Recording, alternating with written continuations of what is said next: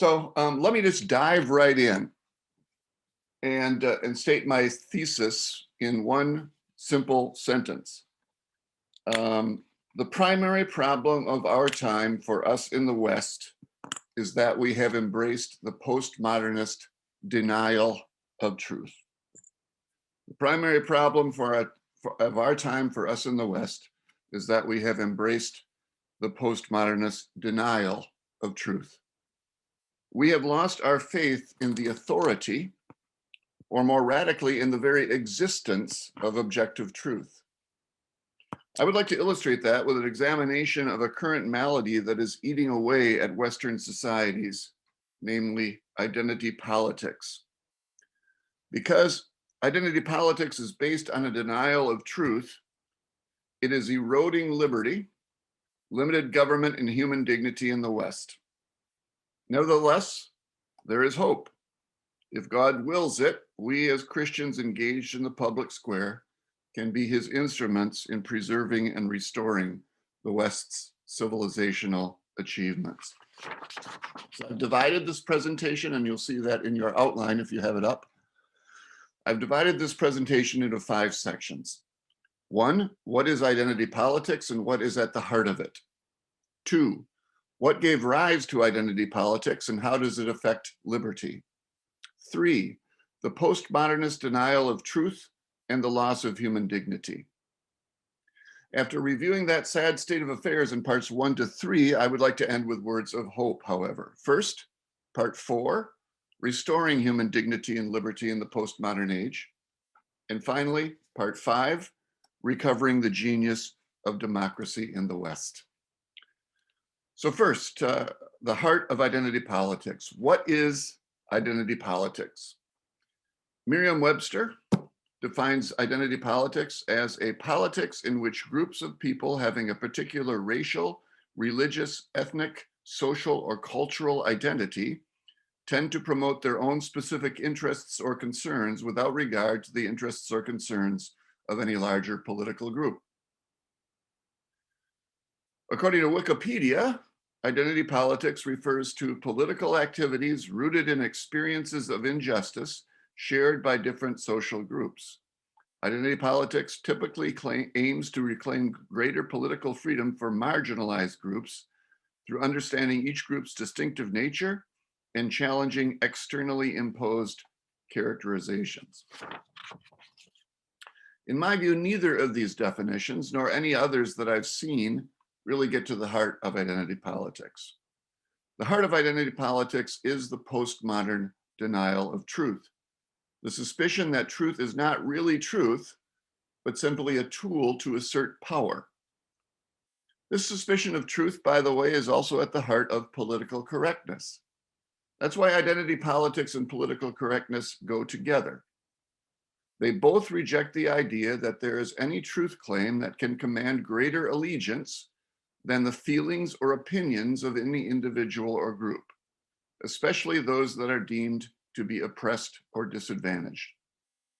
Reality itself becomes nothing more than what each individual or group feels it to be.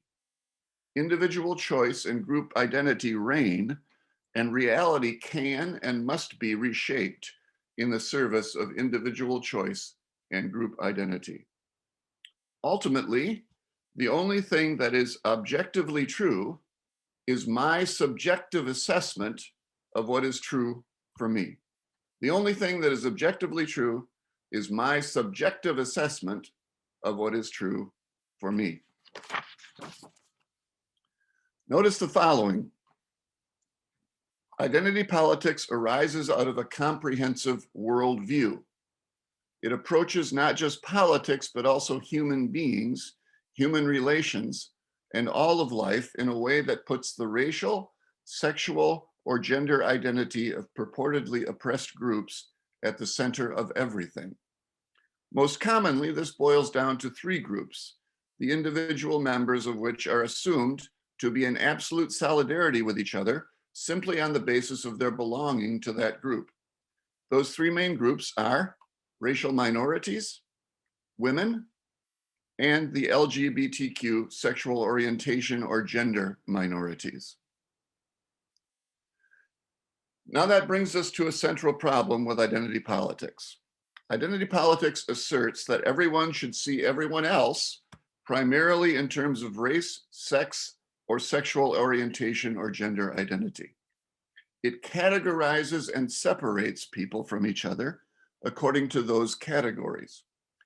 And identity politics claims the right to regulate thought, speech, and opinion so that that view, that everyone should classify others primarily according to race, sex, or sexual orientation, becomes the only view that is allowed. And so that anyone who dares to express an alternate view exposes themselves to severe sanction. Those who have spoken out against the anthropology of identity politics have been called racist, homophobic, misogynist, xenophobic, etc. People have lost jobs, seen their reputations destroyed, lost entire circles of friends, and more, because they have not categorized human beings as identity politics does.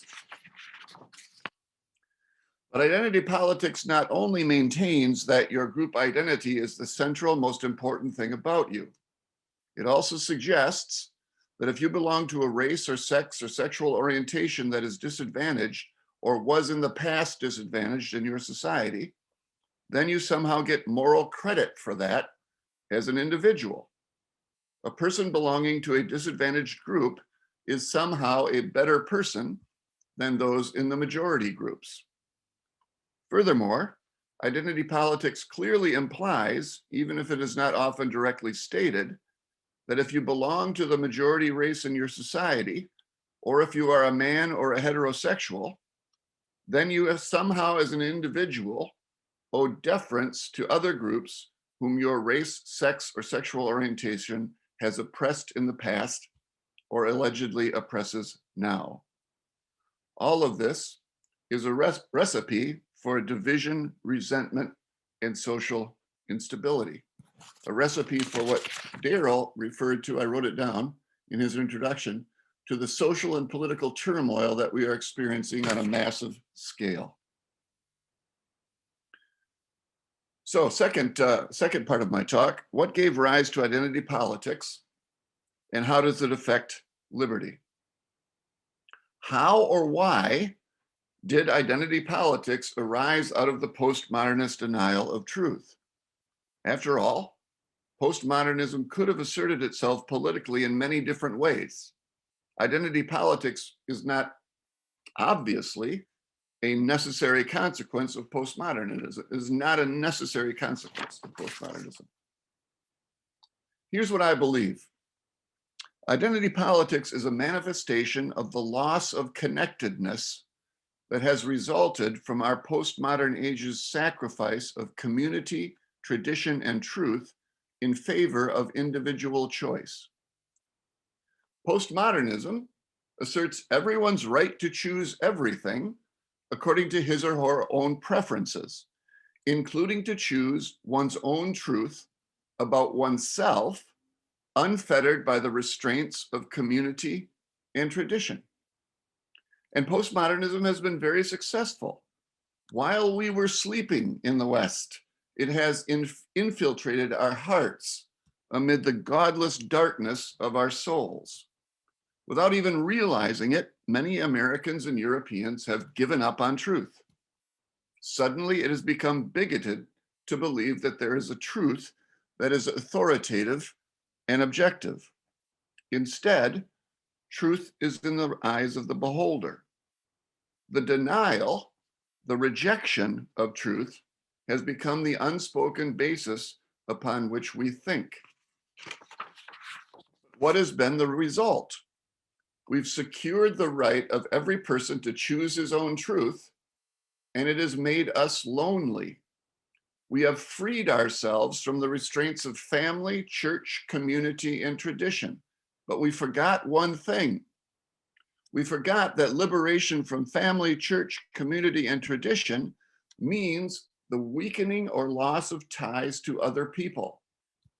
Marriage is rarer, and people marry at an older age. Divorce is almost the expected end of marriage. Childlessness is common. Families with children are smaller, and many children grow up in single-parent homes, usually without fathers. Fewer people go to church, and many churches do not offer any sort of true community of believers. That would be too restraining. Old people live and die alone, severed from family and community. It is loneliness, the fruit of the right to choose, that has given rise to identity politics.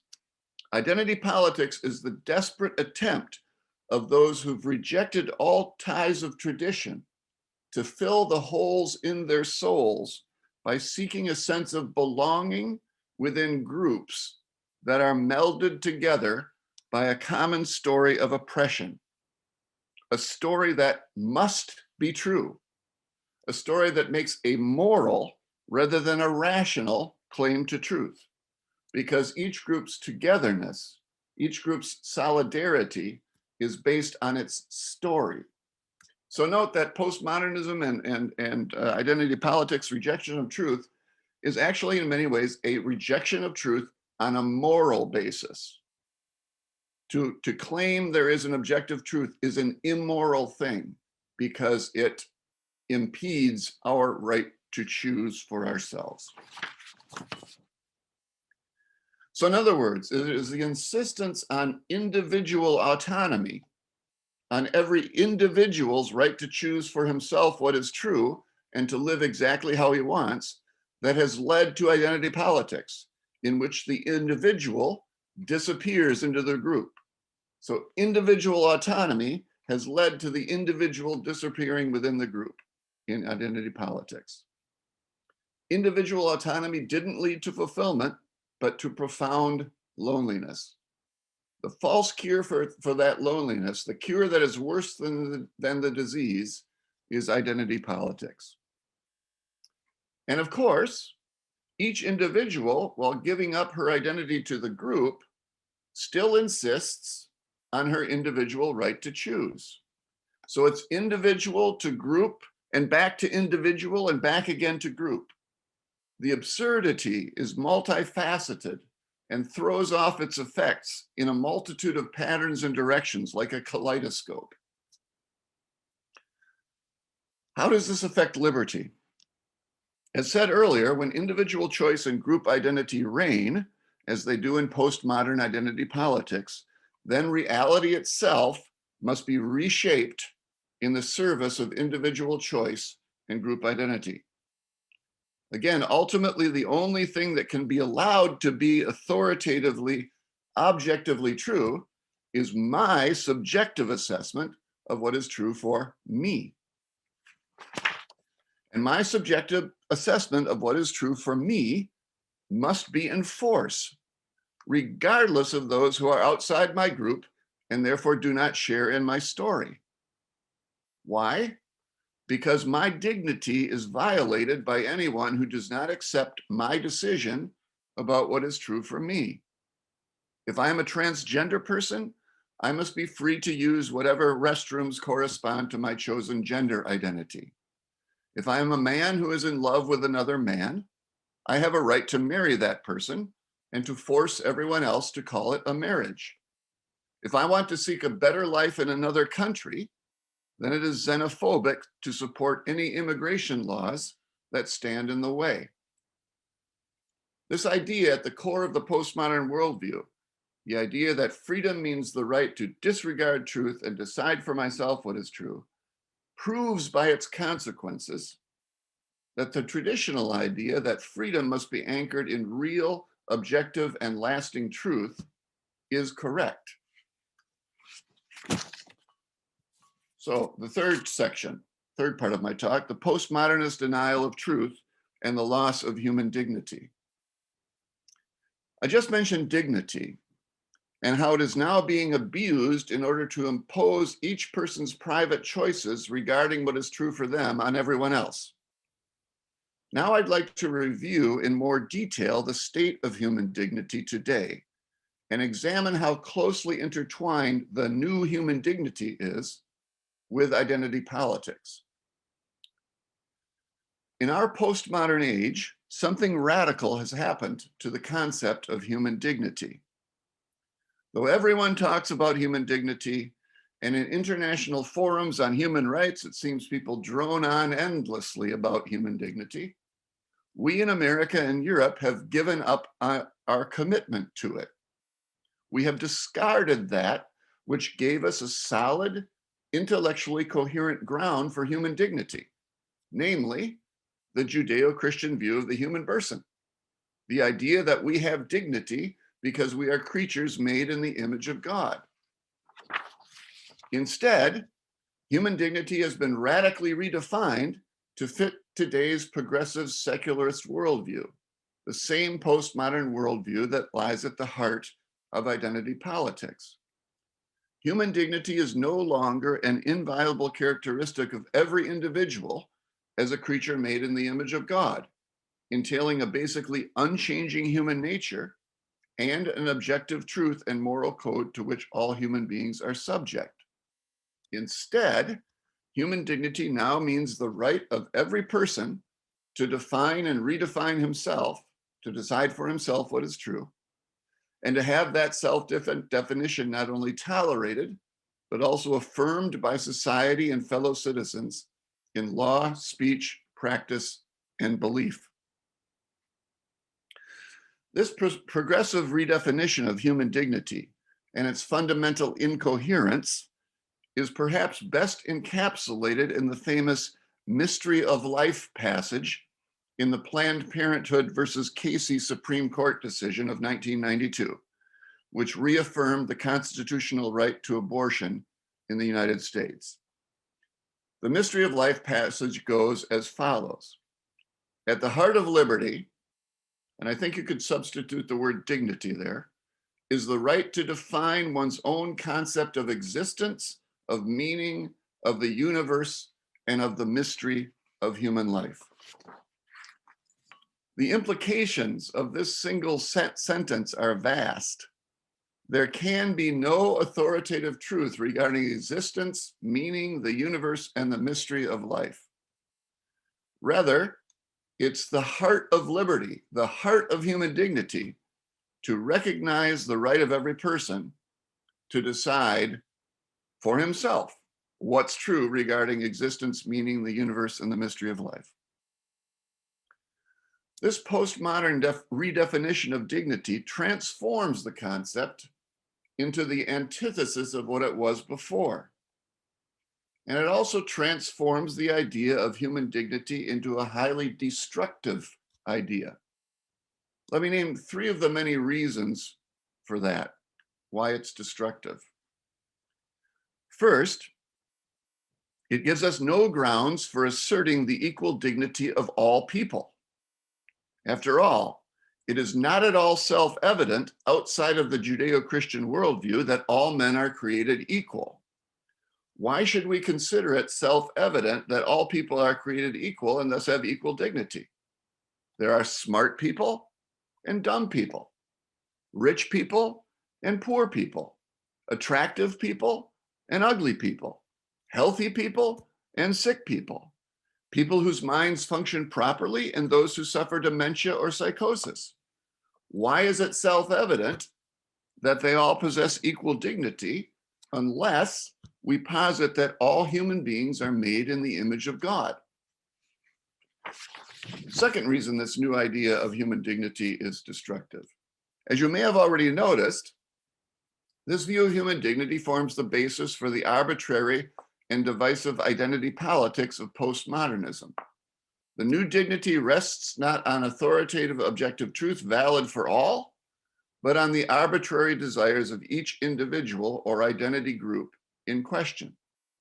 Under the new dignity, human beings are divided into oppressor and oppressed and pitted against each other. Implicitly, dignity is ascribed only to the so-called oppressed. Third reason it's destructive, and just as important as the other two. The postmodern redefinition of dignity also fails to take into account the fact that human beings are fallible, imperfect, flawed, As a Christian, I would say sinful.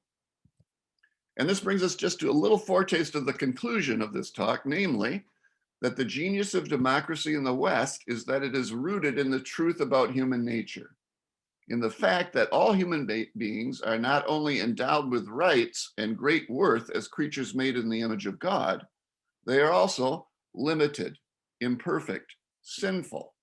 As we will see, democracy in the West is indebted to this very sober view of the limits of human nature, and thus of the limits of government. So now to turn to a little bit of a more hopeful message, I pray. Part 4, restoring human dignity and liberty in the postmodern age. So how to restore human dignity and liberty in the postmodern age? We need to be courageously and unflaggingly, we need to courageously and unflaggingly reassert the correct grounding of human dignity, namely the Judeo-Christian view of human nature. Here I would like to sketch the view of someone whose influence as a thinker is vastly underestimated. The Protestant reformer Martin Luther answered the question of human dignity in a way that broadly covers how most all Christians today, even secular traditionalists, view human dignity. Let me give you a rough overview, leaning heavily on Luther's classic treatise of 1520 on the freedom of a Christian.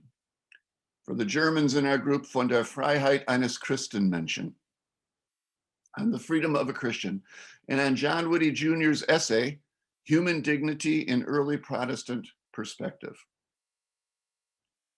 For Luther, human dignity was grounded in the equality of human beings' status before God, in the equality of human beings' status before God. As he wrote, quote, "There is no basic difference in status between laymen and priests, princes and bishops, religious and secular.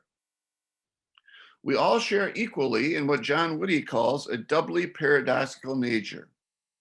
Whitty writes, "First, each person," and remember here, Luther is talking about Christians. Luther is talking about Christian persons here. "Each person is at once a saint and a sinner, righteous and reprobate, saved and lost, simul justus et peccator," in Luther's signature phrase. Second, each person is at once a free lord who is subject to no one, and a dutiful servant who is subject to everyone. These twin paradoxes, according to Luther, were the basis of what he called the lofty dignity of the Christian.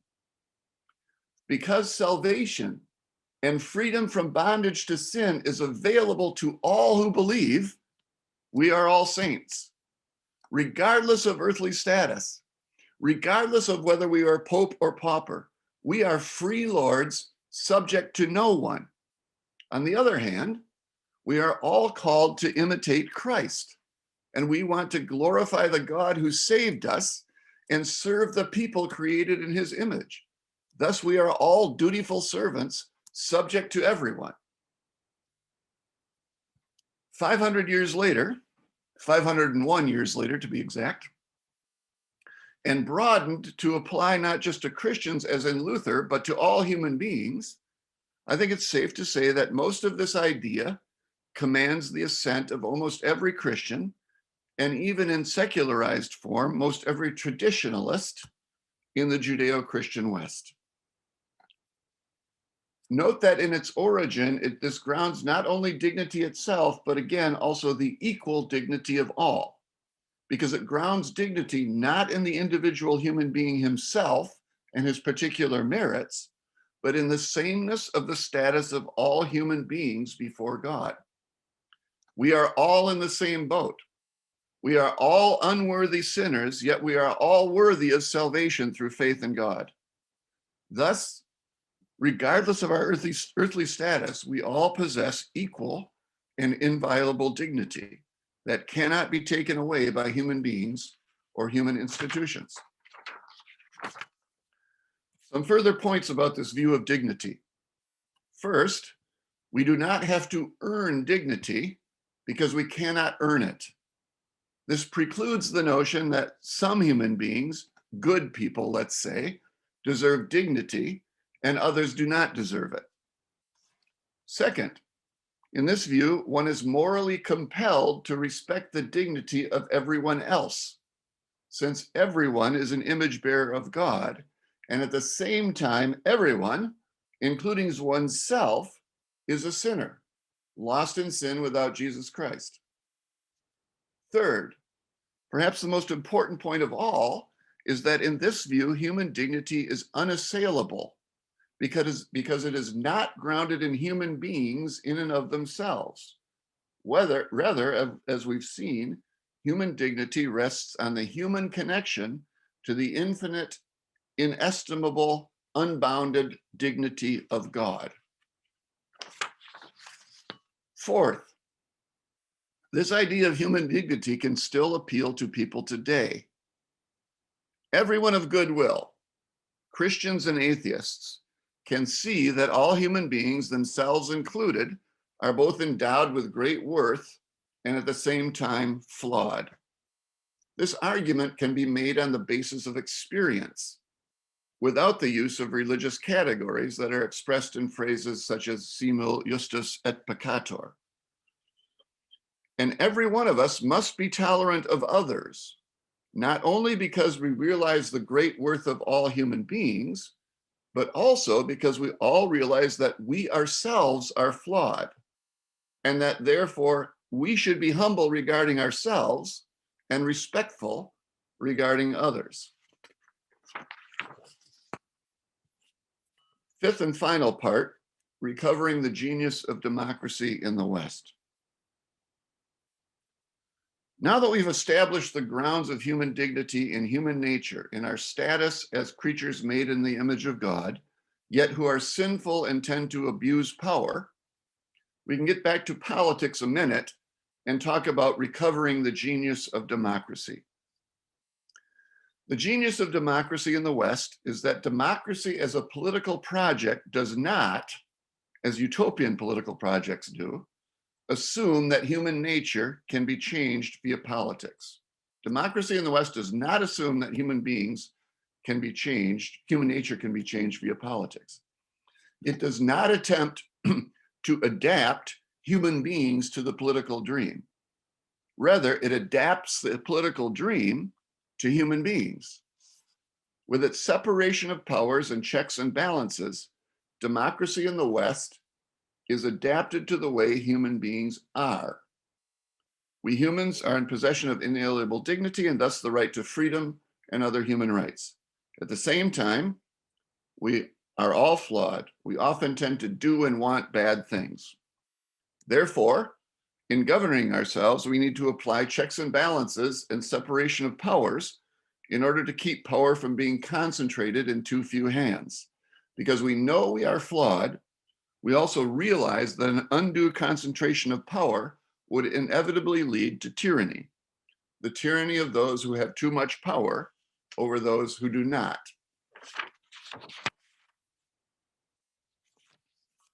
So how do we as Christians contribute to recovering that genius of democracy, that fundamental basis of sustainable democracy without which liberty is bound to disappear? In this time of destructive postmodernist fantasies based on the denial of truth, we must continue as Christians engaging our societies to pursue truth in tolerance and humility and with determination.